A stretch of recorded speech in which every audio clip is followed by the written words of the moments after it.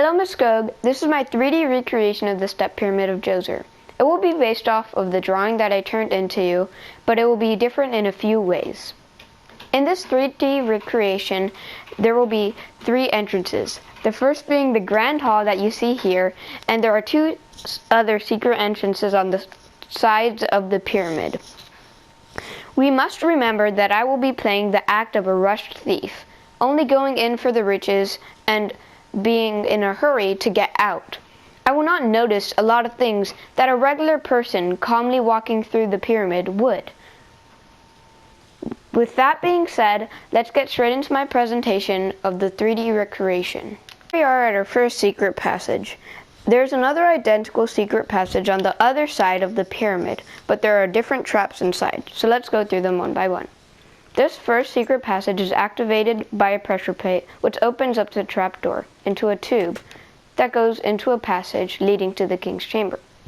Now the king's chamber is guarded and is decorated on the inside and has a chest with things that he might want, like gold, emeralds, and oil. However, if you go back into the passage, there are a few things that a thief in a rush might not notice. For example, this lever, or this room with the chest in it. Now, if the thief did see this chest, he would be baited and would want to go in, take the riches from the chest, and keep on going. But what he might not notice are the pressure plates on the floor that activate something that traps him and shoots arrows at him. Now, he is trapped in here with no way of getting out and continuous arrows shooting at him. These arrows will eventually kill him, and he has no way to get out due to the fact that the pressure plates are trapping him. That is our first trap inside of the pyramid.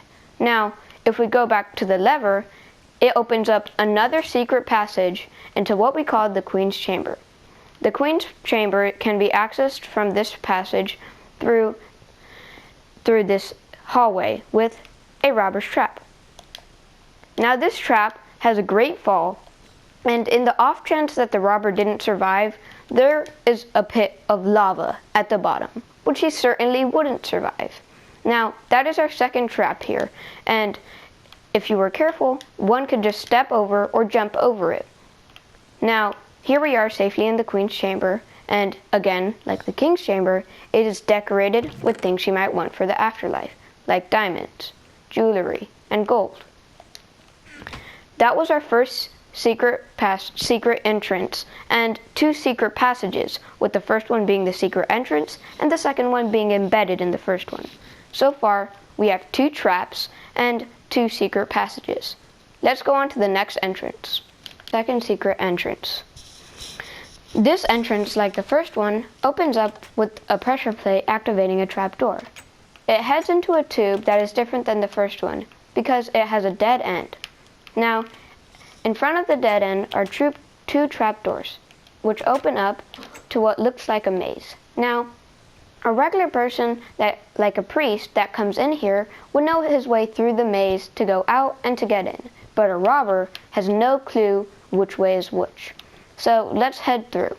Now, a sensible person might first go to the light, so let's check this out.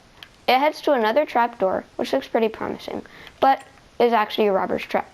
So the robber would fall through here and enter to his death. If he did survive, he has no means of escaping. So there is our third trap of the pyramid. Now, if we take other ways, there would be this way to a skeleton of a robber that did not survive, or this way to many doors. All these doors, one showing of another robber that didn't survive, and this other heading to a dead end. Now, if we go through here, we actually find ourselves to the first skeleton we saw. And what's special about this skeleton is that there's a door behind it. Now, if we open that door, we can actually head to another passage. Now, this passage goes to another intersection, which leads to the King's Chamber, and then to the Queen's Chamber. Okay, the Queen's Chamber and the King's Chamber are both decorated and again have things that they might want. That was our second secret entrance, with a maze, a trap, and a door. Let's get on to the third entrance. After going through the two secret entrances on the side, we end up with the grand passage, straight in front of the pyramid. The first thing we see is a straight passage into the grand hall, and later into the king's chamber. The king's chamber, again, is decorated with things he might want. You might have noticed that there is also a lever down here, and it leads down here to the subterranean chamber. So, the subterranean chamber starts with doors that must be opened with levers.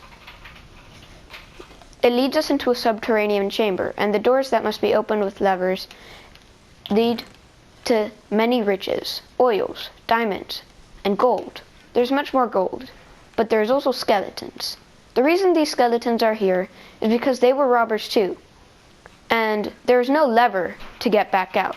Like I said before, these doors need a lever to open, and without that lever, you're locked in here forever. A robber that would come in here for all the gold he sees, the chest with all the riches he wants, would come in here in a rush, not paying attention to the fact that there is no other lever to get him back out.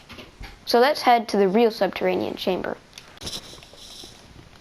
The real subterranean chamber, like the fake one, starts in the grand hall. We again turn the lever and head down. As we head down, we come to the same set of double doors that can only be opened with a button or lever. The door opens, but before we push this button to go into the fake one, a robber wouldn't notice that there is a trapdoor down here, leading to the real subterranean chamber. The subterranean chambers were used to bury the king in a sarcophagus, and as we see here, there's barrels of wine, water, food for the king in the afterlife, his weapons he might want to use in the afterlife, books for him to read, and last but not least, a Book of the Dead. A Book of the Dead is very useful because it will help the king in the afterlife and the priests with mummifying the king. The king can be seen here in his sarcophagus, and that is the last part of our tour through the step pyramid of Djoser.